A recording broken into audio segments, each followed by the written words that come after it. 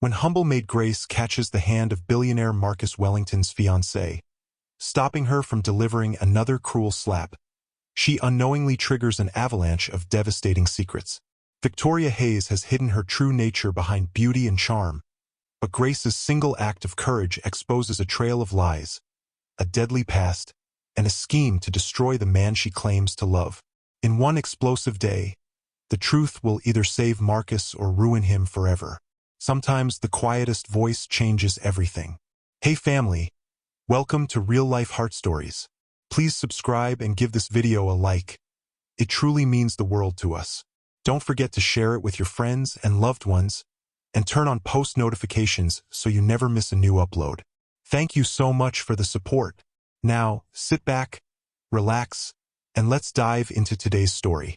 The entire Wellington mansion went silent. Not because someone screamed, not because something shattered, but because someone did the unthinkable. In the center of the grand living room, beneath the golden chandelier that cost more than most people earned in a year, Miss Victoria Hayes raised her hand high. Her diamond rings caught the light. Her perfect red nails gleamed. Everyone knew what was coming next. The slap. Victoria always slapped someone when she was angry, and today she was very, very angry. The cooks froze near the kitchen door. The cleaners pressed themselves against the walls. The security guards stopped breathing. Even Mr. Peterson, the old butler who had worked in the mansion for 20 years, closed his eyes and waited for the sound. They all knew the routine. Victoria would slap. The worker would cry. Victoria would threaten to fire them. Then she would walk away laughing while the poor worker nursed a burning cheek and a broken spirit. But today, something strange happened. A hand shot up and caught Victoria's wrist. Not softly, not fearfully, but firmly, like a young tree refusing to bend in a storm. Everyone gasped. The hand belonged to the new maid, Grace Okafor, the quiet girl from the village. The girl who had only worked in the mansion for 3 days. The girl nobody expected to even look Victoria in the eye, much less grab her hand. What do you think you're doing?" Victoria shouted, her voice shaking with shock and rage. But Grace didn't let go. Her grip stayed strong. Her eyes stayed calm. "I'm sorry, Ma," Grace said softly, "but you cannot hit me." The room erupted in silent panic. Workers exchanged terrified glances. Someone would pay for this. Someone always paid when Victoria was embarrassed. But Grace stood her ground. Unknown to everyone, someone else was watching. Marcus Wellington, the billionaire owner of the mansion, stood just outside the hallway. He had been returning from his study when he heard the commotion. He stopped walking. He turned his head slowly, and then he saw it. His fiancée, the woman he planned to marry in 3 weeks, trying to slap a young maid. And the maid, with quiet dignity, refusing to be struck. Marcus didn't move. He didn't speak. He just watched, his heart beating faster because something inside him finally woke up. A question he had been ignoring for months suddenly demanded an answer. Who exactly was the woman he was about to marry? Victoria struggled against Grace's grip, her face turning red with fury and humiliation. "Let go of me," she screamed. "Let go now, or I will destroy you." But Grace's hand didn't move. That moment, that single moment, would change everything. Because what happened next would expose secrets, reveal lies, and save a good man from the worst decision of his life. The question was, would anyone survive the truth? Everyone in Lagos knew about Marcus Wellington. At 32 years old, he was already a billionaire. His company, Wellington Tech, created software that helped hospitals across Africa. He was on magazine covers. He gave speeches at universities. He donated millions to orphanages and schools. But what people loved most about Marcus was his humility. He remembered workers' names. He asked about their families. He treated the security guard at his office with the same respect he showed to presidents and governors. "That man has a pure heart," people said. "He's not like other rich men." But not everyone loved his fiancée. Victoria Hayes was beautiful, the kind of beauty that stopped traffic. Tall, elegant, with smooth skin and eyes that could charm anyone. She came from a wealthy family. Her father, Chief Hayes, owned oil wells and real estate across Nigeria. Victoria and Marcus met at a charity gala 2 years ago. She laughed at his jokes, supported his projects, and seemed to share his passion for helping the poor. "She's perfect for you," Marcus's friends said. He believed them. 6 months ago, he proposed. The wedding was planned for 3 weeks away. But inside the Wellington mansion, the workers knew a different Victoria. "She's a demon in designer clothes," whispered Maria, one of the senior maids, as she folded laundry in the servants' quarters. "Shoo, she might hear you," warned Patience, the cook. "I don't care anymore," Maria said bitterly, touching her swollen cheek. "She slapped me this morning because the tea was too hot. She slapped me last week because I looked at her," another maid added. The workers gathered in the small room, sharing their pain in whispers. They had all suffered. They had all been humiliated. But they needed the money. Jobs were scarce. Bills had to be paid. Children had to eat. So they endured. "Does Mr. Marcus know?" asked a young cleaner named Joseph. Maria shook her head. "She's too smart. Whenever he's around, she smiles like an angel. She even brings us gifts and speaks sweetly. But the moment he leaves..." Patience didn't finish the sentence. She didn't need to. That Monday morning, Mrs. Chun, the head housekeeper, called everyone together. "We have a new maid joining us today," she announced. "Her name is Grace Okafor. She's from Enugu State. Please make her feel welcome." When Grace walked in, the workers studied her carefully. She was small, with kind eyes and a shy smile. She wore a simple dress and carried one old bag. "She won't last a week," Maria whispered to Patience. "Victoria will eat her alive." But there was something in Grace's eyes, something quiet but unbreakable, that made Mrs. Chun pause. "Grace," she said gently, "welcome to Wellington Mansion. Work hard, stay humble, and..." She hesitated. "Stay out of Miss Victoria's way." Grace nodded politely, but deep inside, she made a different promise. No one would treat her like garbage. Not anymore. Grace's first 2 days were peaceful. She cleaned rooms, washed dishes, and learned the mansion's routines. The other workers liked her. She was polite, hardworking, and never complained. "You're a good girl," Mrs. Chun told her. "Just remember what I said. Stay away from Miss Victoria." Grace smiled. "I will try my best, Ma." But on the 3rd day, everything changed. It started that morning when Victoria stormed into the mansion, slamming doors and shouting, "Where is everyone? Where are you useless people?" The workers scattered like frightened birds. Maria grabbed a broom and pretended to sweep. Joseph disappeared into the garden. Patience hid in the kitchen. Grace, who was arranging flowers in the living room, stood frozen. Victoria marched in, her high heels clicking angrily on the marble floor. Her face was twisted with rage. "My diamond bracelet is missing," she screamed. "Someone stole it." The workers who were still visible bowed their heads. "I left it on my dresser this morning, and now it's gone." Victoria's eyes swept the room like a hawk searching for prey. "Who touched my things?" "Silence," I said. "Who touched my things?" Victoria grabbed a glass vase and threw it against the wall. It shattered into 1,000 pieces. Grace flinched but didn't move. Victoria's eyes landed on her. "You, new girl, come here." Grace walked forward slowly, her heart pounding. "Did you go into my room?" Victoria demanded. "No, Ma," Grace said quietly. "Liar." Victoria moved closer, her perfume overwhelming. "You're new. You're poor.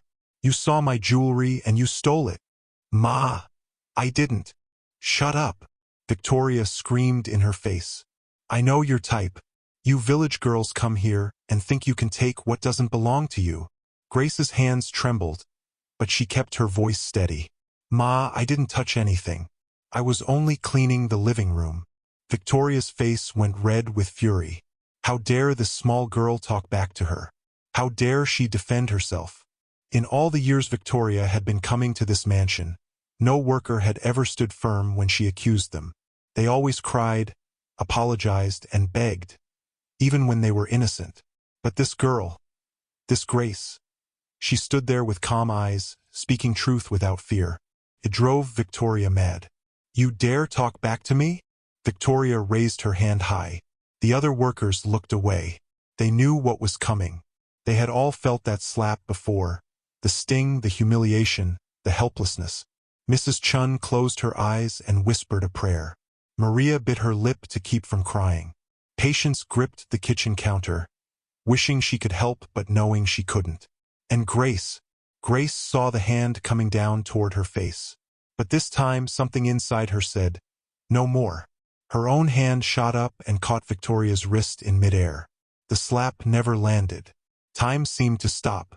Victoria's hand was trapped in Grace's firm grip. Her eyes went wide with shock. Her mouth opened, but no words came out. The workers stared in complete disbelief. Let go of me, Victoria finally whispered, her voice shaking. But Grace didn't release her grip. Ma, you can shout at me. You can fire me. But you cannot hit me. Victoria's shock turned to rage. She tried to pull her hand away, but Grace's grip was too strong. I said let go. Victoria screamed louder. Do you know who I am? Yes, Ma, Grace said calmly. But I also know who I am. I am a human being. I deserve respect. The words hung in the air like thunder. And then, a voice came from the hallway. So this is how you treat people. Everyone turned. Standing in the doorway, arms crossed, eyebrows raised, was Mama Tissa, the woman who had trained Victoria when she was younger. Mama Tissa was in her 60s, with gray hair and sharp eyes that missed nothing. Victoria's face went pale. Mama Tissa, I can explain. Explain what? Mama Tissa walked into the room slowly. Explain why you were about to slap this girl? Explain why everyone in this room looks terrified of you. Victoria finally yanked her hand free from Grace's grip and stepped back, trying to regain her dignity. This girl grabbed me first. She disrespected me. Mama Tissa shook her head. I saw everything, Victoria. I've been standing there for 2 minutes. I saw you scream at her. I saw you accuse her without proof. I saw you raise your hand to strike her. Victoria opened her mouth to argue, but then she noticed someone else in the hallway. Marcus. Her fiancé stood there, perfectly still, watching her with eyes she had never seen before. Cold eyes. Disappointed eyes. Marcus. Victoria's voice cracked. Darling, I was just... She stole my bracelet and I... Did you see her steal it? Marcus asked quietly. Victoria hesitated. Well, no, but... Then why did you accuse her? Because she's new and what? Marcus stepped into the room. Because she's new, she must be a thief? Because she's from the village, she must be dishonest.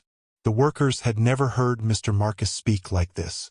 His voice was soft, but it carried the weight of deep disappointment. Victoria's hands trembled. Marcus, you don't understand. These workers, I understand perfectly, Marcus interrupted. I understand that I've been blind. Mama Tissa nodded sadly. I warned you, Victoria. I told you to work on your character. I told you that beauty without kindness is nothing. Victoria's eyes filled with tears. Not tears of remorse, but tears of panic. Her perfect image was crumbling. And she knew that the worst was yet to come. Because at that very moment, someone was rushing toward the mansion. Someone who knew her darkest secret. The front door burst open. Chief Hayes, Victoria's father, stumbled into the mansion. His shirt was wrinkled. Sweat poured down his face. His eyes were wild with fear. Where is she? He shouted. Where is my daughter? The workers stepped aside as he rushed into the living room. When he saw Marcus, he stopped. Mr. Wellington, sir, please, we must talk. Immediately, Victoria's face went from pale to ghost white. Daddy? What are you doing here? Chief Hayes ignored her. He looked at Marcus with desperate eyes. Sir, I know you're a good man. I know you don't want trouble. But there's something you must know about my daughter. Daddy, no? Victoria screamed. Don't say anything. Victoria, be quiet. Chief Hayes's voice cracked like a whip. Then he turned back to Marcus. "Sir, my daughter is not the woman you think she is." Mama Tissa folded her arms. Marcus stood still, waiting. "Years ago," Chief Hayes began, his voice shaking, "before Victoria met you, something terrible happened in our hometown. Daddy, please," Victoria begged, tears streaming down her face. You promised you would never tell anyone." "I only promised because I thought you had changed," Chief Hayes shouted. "But I was wrong. You're still the same." He took a deep breath and continued. "Mr. Wellington, there was a young girl who worked in our house. Her name was Chioma. She was only 17. A sweet, hard-working girl from a poor family." Grace felt her heart start to pound. "One day," Chief Hayes continued, "Victoria accused her of stealing a gold necklace. Just like today. Just like she accused this girl here." He pointed at Grace. Chioma begged and cried. Chief Hayes said, his voice breaking. "She said she didn't take anything. But Victoria didn't listen. She shouted at her. She slapped her. She beat her in front of everyone." The room was dead silent. "And then?" Marcus asked quietly. Chief Hayes closed his eyes. "Chioma tried to run away. She was crying so hard she couldn't see properly. She ran down the stairs and she fell." Victoria covered her face with her hands. "She hit her head on the concrete floor," Chief Hayes whispered. "We rushed her to the hospital, but she never woke up. She died 3 days later." Grace gasped. Several workers covered their mouths in shock. Marcus stared at Victoria. "Is this true?" Victoria couldn't speak. She just stood there, shaking. "Answer me." Marcus's voice was louder now. "Did you cause that girl's death?" I didn't mean to," Victoria finally sobbed. "I was only 17. I didn't know she would fall. I didn't know." "But you knew you were hurting her," Mama Tissa said sadly. "You knew, and you did it anyway." Chief Hayes wiped his eyes. "Mr. Wellington, there's more. The girl's family, they never forgave us. And now, they've found us." "What do you mean?" Marcus asked.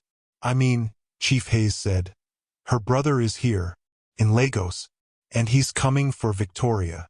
Before anyone could speak, a loud knock thundered through the mansion. Boom, boom, boom. It wasn't a polite knock. It was the knock of someone demanding to be heard. The security guard ran in, his face pale. "Sir, there's a man at the gate. He's refusing to leave." "Who is he?" Marcus asked. The guard swallowed hard. "He says his name is David Mensah. He says he's here for Miss Victoria. And he says he's been waiting long enough." Victoria let out a terrified scream and collapsed to her knees. "No, no, no. He found me. Daddy, he found me." Chief Hayes held his head in his hands. Another loud bang shook the door. Boom. "He's very angry, sir," the guard whispered. Marcus walked to the window and looked out. A tall man stood at the gate. His jaw was tight. His eyes were hard. In his hand he held a photograph. Marcus could see it even from a distance. A picture of a young girl with a bright smile. A girl who would never smile again. "Let him in," Marcus said. "No."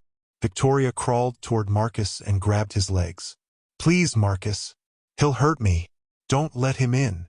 Marcus gently removed her hands. "He deserves to speak his truth. And you must face what you did. Marcus, if you ever loved me." "That's the problem, Victoria," Marcus said quietly. "I loved a woman who never showed me who she truly was." He nodded to the guard. "Open the gate." The guard hesitated, then obeyed. The gate swung open. David Mensah walked in with heavy, purposeful steps. When he entered the living room, his eyes immediately found Victoria. She whimpered and tried to hide behind her father. David's voice was low and sharp. "So it's true. You moved to Lagos, got rich, and thought you could hide from your past." "David, please," Victoria whispered. "I'm sorry. I'm so sorry." "Sorry?" David's voice rose. "Do you know how many nights I cried for my sister? Do you know how many jobs I lost because I was too angry to think straight? Do you know how many times our mother called Chioma's name in her sleep? Victoria sobbed harder. David took another step forward. My sister was gentle. She never hurt anyone. She just wanted to earn money to help our sick mother. Grace wiped tears from her eyes. The other workers stood in sorrowful silence. She told me how you treated her, David continued, his voice cracking. How you shouted at her. How you slapped her. How you embarrassed her in front of guests. I didn't mean to kill her, Victoria cried. But you meant to hurt her, David shouted. And when you accused her of stealing, she ran because she was terrified of you. And when she fell, his voice broke. When she fell, her head hit the ground so hard that she never woke up again. The weight of the past filled the room like a heavy fog. Marcus closed his eyes, his heart breaking for the innocent girl who had died and for the truth he had been too blind to see. I came here for justice, David said, his voice steadier now. The police case was never properly closed. My family didn't have money to fight then. But I have money now. And I have proof. Victoria shook violently. No, please. I'll do anything. I'll pay you. I don't want your money, David said. I want you to face the law. Marcus stepped forward. She will. I give you my word. Victoria looked at Marcus in shock. You're just going to let them arrest me? You weren't afraid to hurt others, Marcus said. Now you must be brave enough to face the consequences. Victoria opened her mouth to respond, but suddenly she swayed on her feet. Her eyes rolled back. She's fainting, Chief Hayes shouted. Victoria's body went limp and fell toward the floor. Marcus caught her just before she hit the ground. As he held her, something fell from her pocket. A small black phone. It hit the marble floor and the screen lit up. A message notification glowed on the display. Grace, who was closest, saw it first. Her eyes widened. Sir, she said quietly, I think you should see this. Marcus gently laid Victoria on the floor and picked up the phone. The message was from a contact saved as secret number.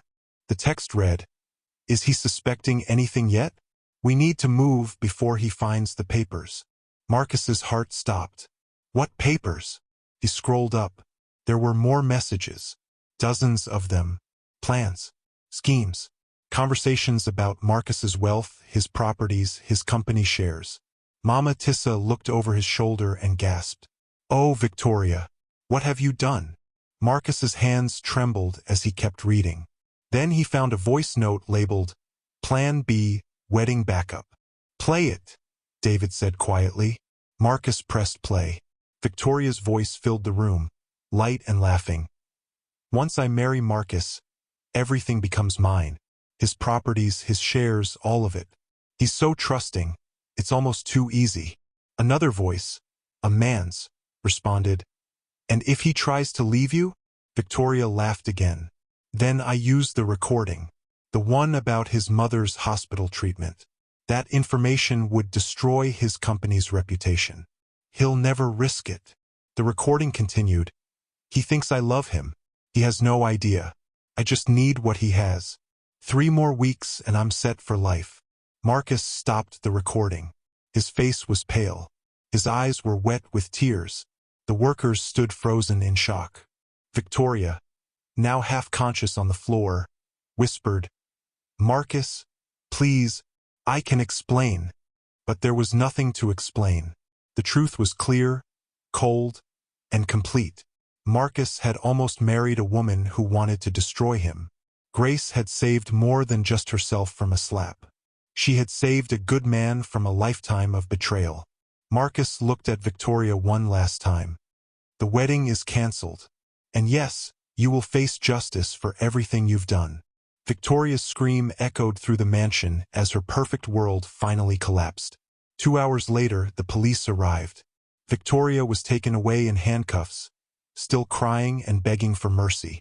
David Mensah finally got the justice his sister deserved. The case would be reopened. The truth would be told. Chief Hayes stood in the living room, broken and ashamed. Mr. Wellington, I failed as a father. I'm truly sorry. Marcus placed a hand on his shoulder. You're not responsible for her choices. We all must face what we've done. Chief Hayes nodded sadly and left. Mama Tissa hugged Marcus before she departed. You handled this with wisdom and strength. Your mother would be proud. When everyone had gone, the mansion was finally quiet. The workers slowly returned to their duties, but the atmosphere had changed. There was relief. There was peace. There was hope. Marcus stood on the balcony, looking out at the evening sky. He felt lighter, freer, and strangely grateful. Footsteps approached behind him. He turned to see Grace. Sir, I wanted to apologize, she said softly. Apologize? For what? For causing so much trouble.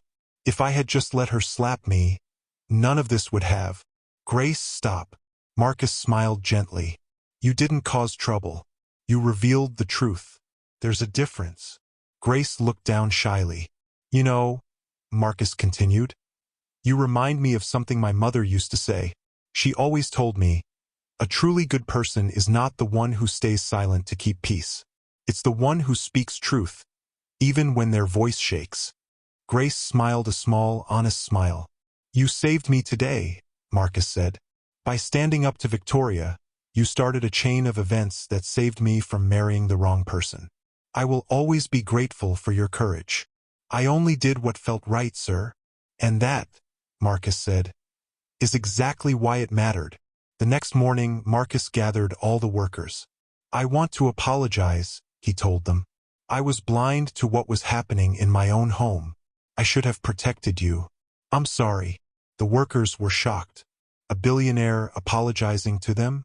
From today, Marcus continued, things will change. Anyone who mistreats you will answer to me directly. You all deserve dignity and respect. Always. Maria wiped tears from her eyes. Patience smiled. Joseph nodded gratefully. Mrs. Chun spoke for everyone. Thank you, sir. Thank you for seeing us. As the workers returned to their duties, Marcus called Grace aside. Grace, I'm increasing your salary, and I'm setting up a fund to cover your mother's medical bills. Grace's eyes filled with tears. Sir, I don't know what to say. Say you'll keep being exactly who you are, Marcus said. Brave, honest, kind. Grace nodded, unable to speak. That evening, as the sun set over Lagos, the Wellington mansion felt different. The fear was gone. The pretense was gone. The lies were gone. Truth had won. Courage had made the difference. And sometimes that's all it takes to change everything. We've come to the end of the story. I hope you enjoyed it. Leave a like and subscribe to my YouTube channel for more interesting stories.